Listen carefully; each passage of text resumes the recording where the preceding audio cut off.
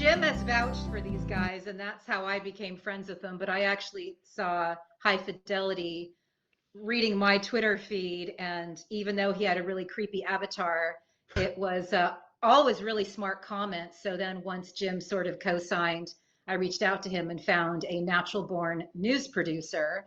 And so that is why I'm thrilled that you're part of this, because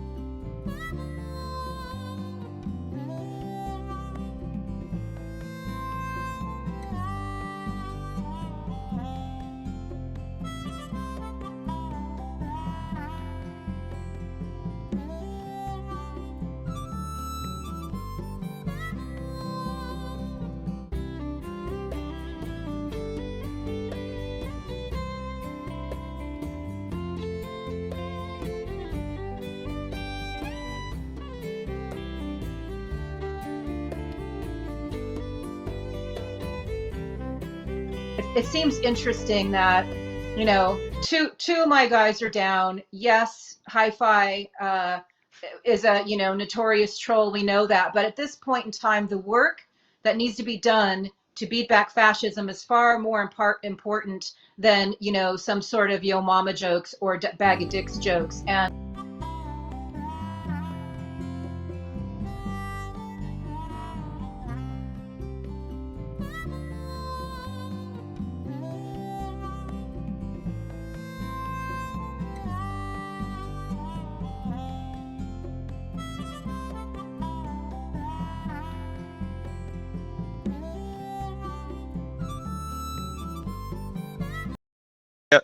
That's not a fun experience. Because I've already lost my children because of the fucking haters online. So I don't even care anymore. I would rather my children be dead than grow up in what these motherfuckers want to turn the world into. Yikes. Sorry.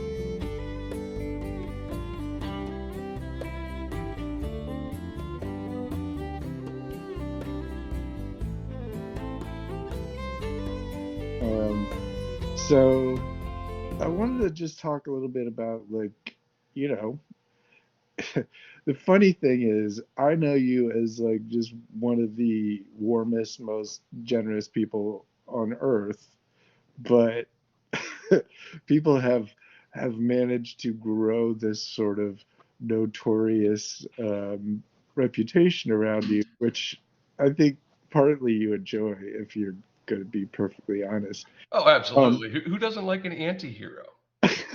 But at the same time is complete horseshit generated from, like, you know, a couple of things that you said that, you know, by contrast to the people who are trying to make a big deal about it, is just hilarious. So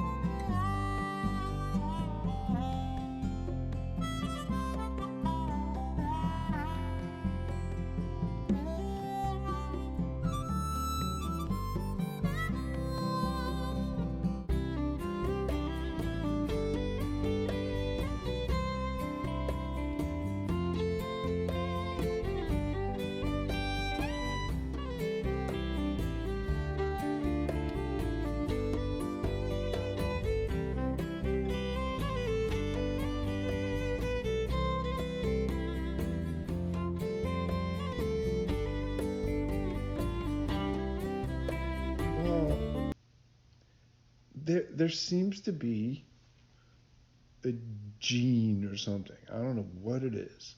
There's a certain kind of person who thinks that hurting other people or fucking them over or trolling them or whatever is somehow in the rules.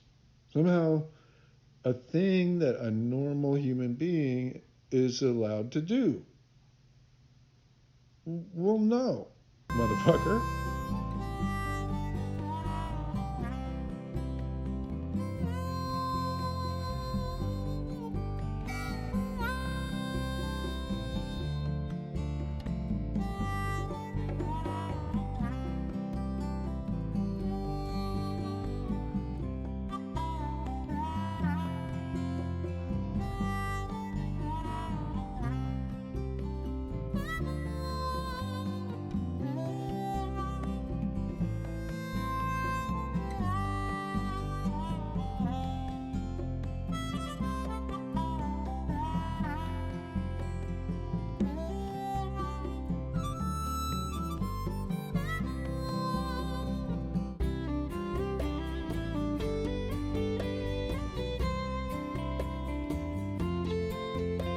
Fun stuff. Let's talk about our guest because he's coming up. Oh, I'm so excited. I'm so excited. Okay, so so I'm going to do a little intro. Jim, you do an intro. I need to do a little one too when you're done. Okay, so I don't know. I just love Dr. Stephen Hassan. He's helped so many people through his personal experience and his incredible books that he has authored. You're looking at one of them, his incredible website, freedomofmind.com. The reason that we invited him to be on this show is, of course, he can come any week, but I did an interview with Adrian Goldberg of Byline Times Radio and Byline Times podcast, and he had never heard people talk about the cult of Trump, and he asked me why I use those words, and I got to recite my teachings from Dr. Stephen Hassan, and I thought, let's just have the man come and tell us about it himself. And Jim, why don't you talk about your history with Dr. Hassan? So when I first got started looking at QAnon and all of the undue influence out there, before I even really understood what was going on, but I could tell that there was very, very substantial psychological control and harm being caused, I reached out to Dr. Hassan immediately within the first week, I think, or two, which is how I met Dave and a whole bunch of other people. Dr. Hassan, and I've said this before publicly, is the most important person in the world. He holds the key to helping save hundreds of millions of people, not just in America, but around the world, who are suffering from undue influence as a result of, psychological warfare operation.